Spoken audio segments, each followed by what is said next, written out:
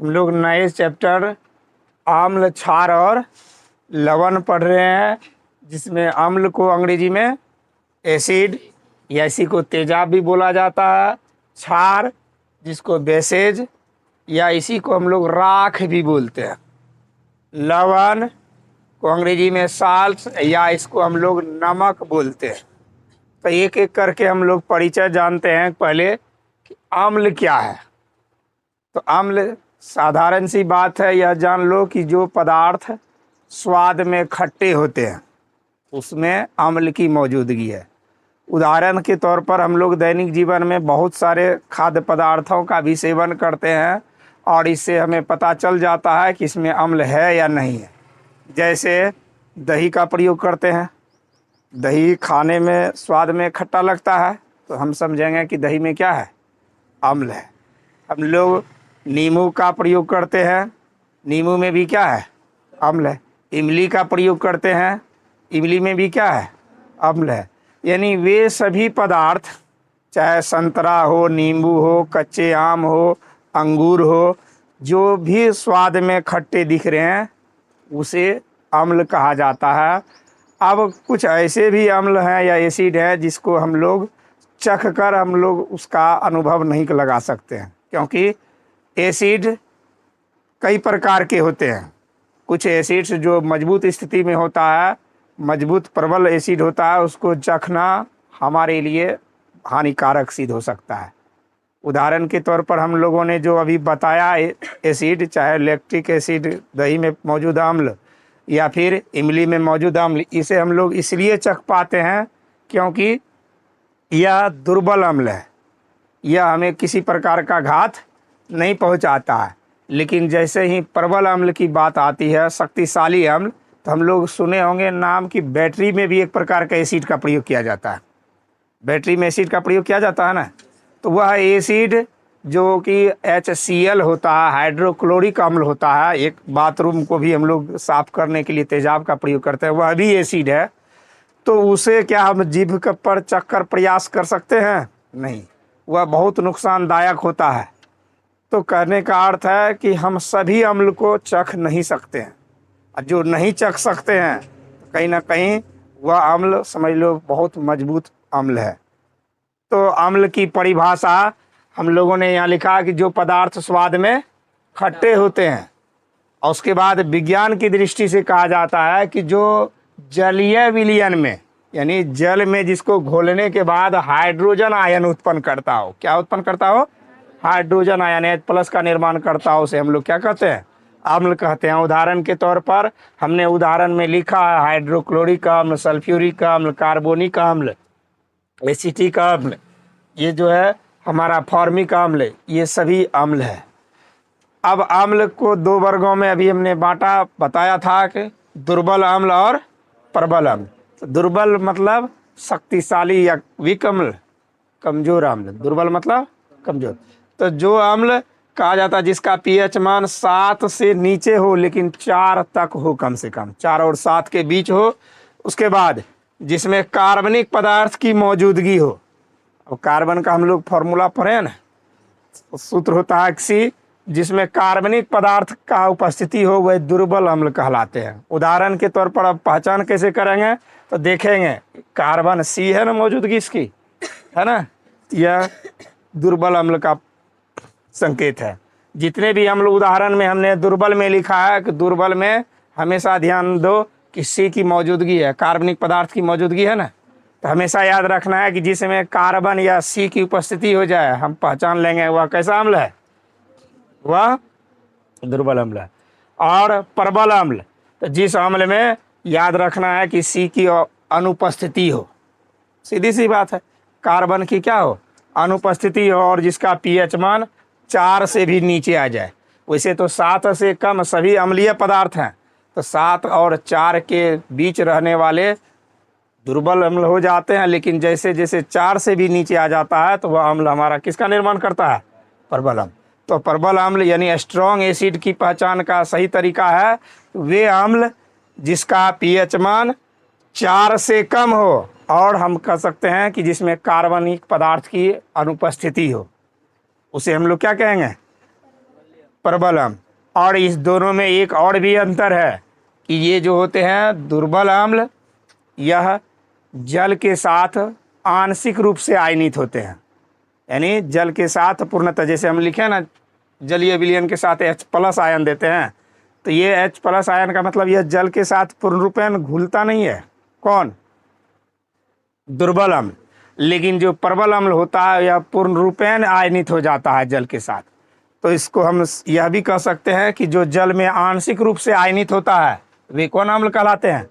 दुर्बल। आंशिक मतलब थोड़ा बहुत आयन देता है।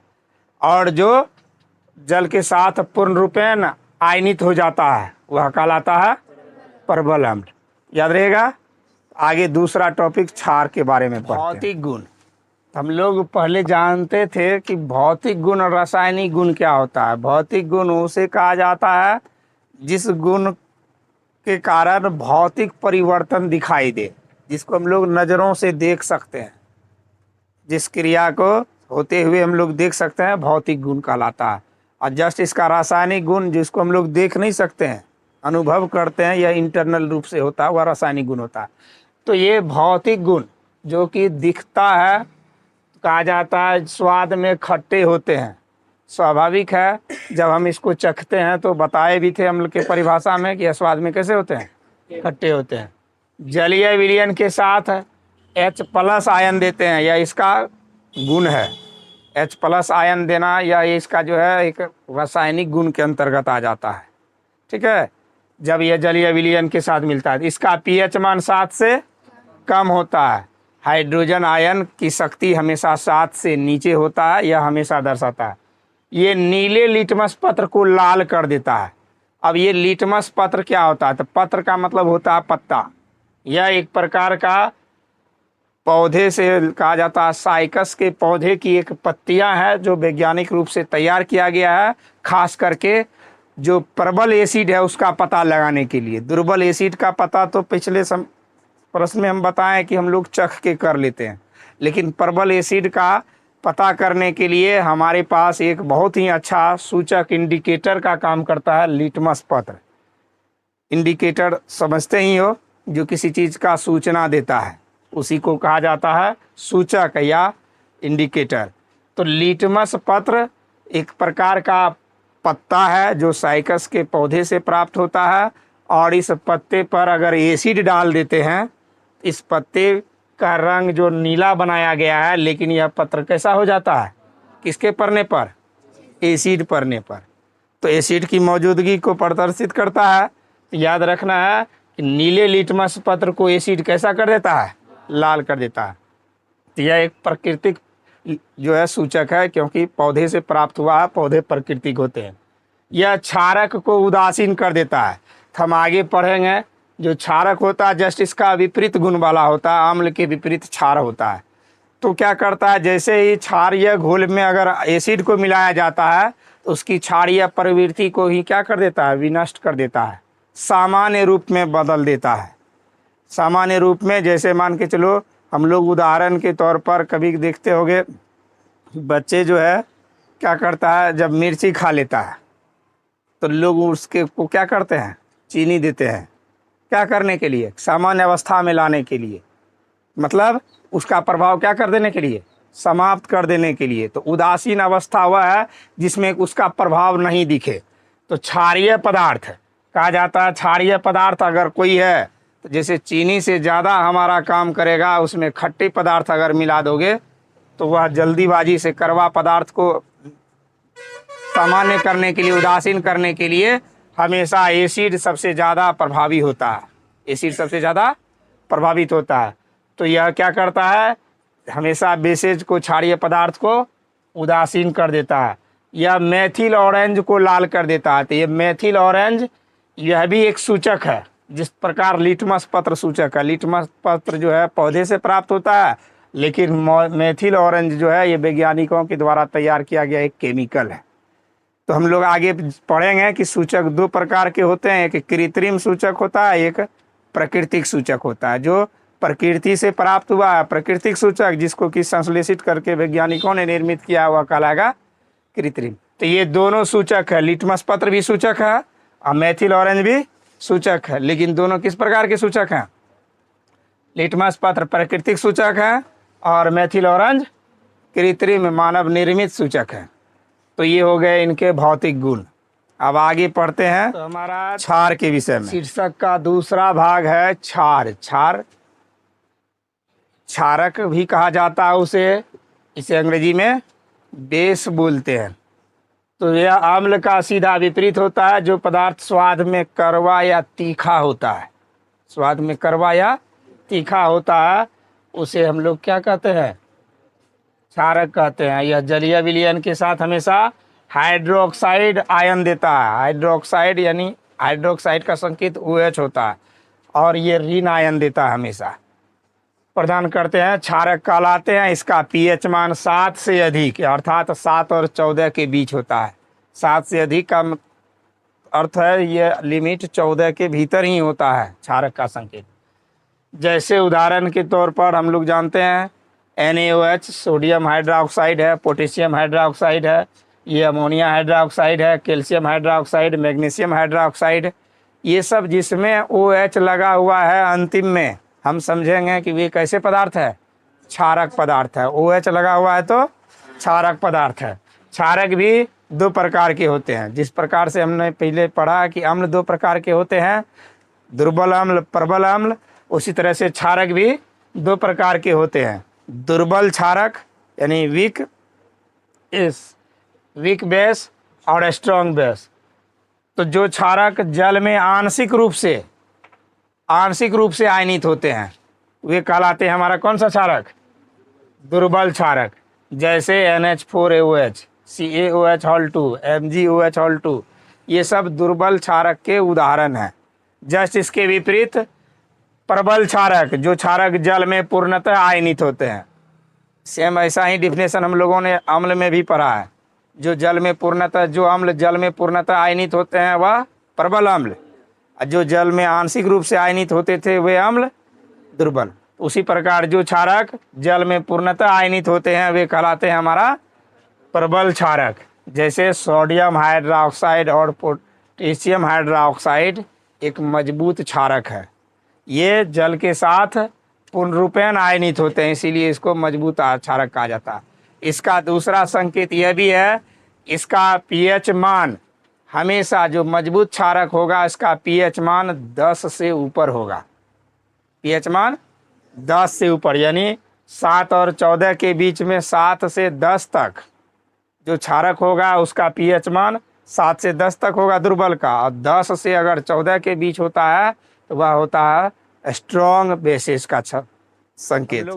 ये हो गया क्षारक के दोनों प्रकार का। जस्ट इसका गुण अम्ल के गुण का अपोजिट होता है। ये स्वाद में कड़वा होता है। उदाहरण के तौर पर ऐसे कोई पदार्थ बताओगे जो स्वाद में कड़वा होता है? जैसे मिर्ची क्षारीय पदार्थ है ना। अब इस तरह के ये चूना पत्थर, हम लोग कैल्शियम हाइड्रोक्साइड लिखे हैं, चूना का भी स्वाद क्या होता है? कड़वा होता है। तो जो पदार्थ जैसे नीम की पत्ती कड़वा होता है, तो इन सारे चीज़ों को देखोगे जिसमें कि कड़वा स्वाद है, समझ लो वह क्या है? क्षारीय है। वो क्या है? क्षारीय है। ये स्वाद में कड़वा होता है और यह जलीय विलयन के साथ OH- आयन देता है। जबकि हम लोग अम्ल में पढ़े थे कि जलीय विलयन के साथ H+ आयन देता है, लेकिन क्षारक जो है जलीय विलयन के साथ हाइड्रोक्साइड आयन प्रदान करते हैं। इसका pH मान 7 से अधिक, हम लोग पढ़े थे अम्ल में इसका pH मान 7 से कम होता है। यह लाल लिटमस पत्र को नीला कर देता है। कौन? क्षारक। जबकि अम्ल जो है नीला को लाल करता है।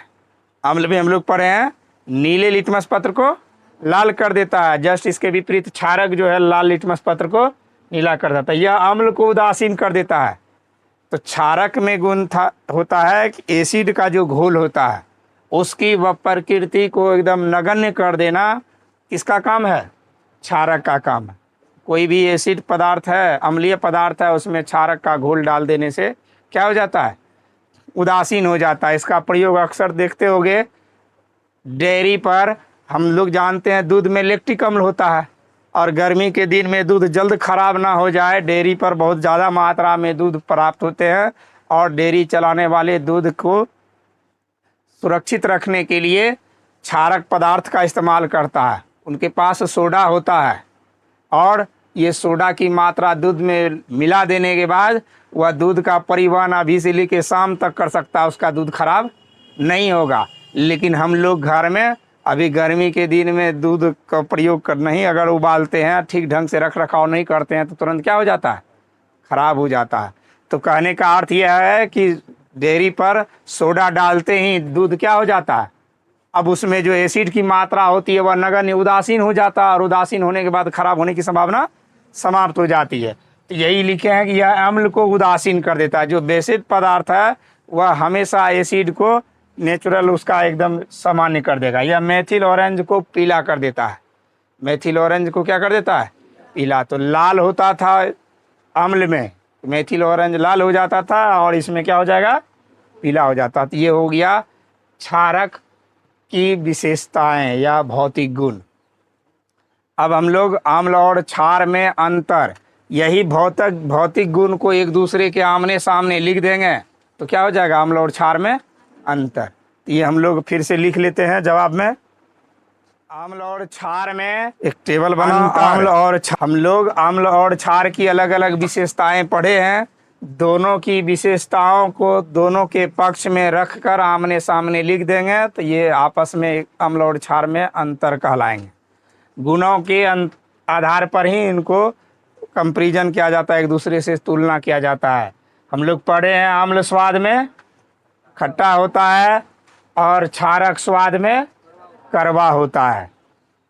ये जलीय विलयन में अम्ल जलीय विलयन के साथ हाइड्रोजन आयन देता है, जबकि क्षारक जलीय विलयन के साथ हाइड्रोक्साइड आयन देते हैं। अम्ल नीले लिटमस पत्र को लाल कर देता है, जबकि क्षारक लाल लिटमस पत्र को नीला कर देता है।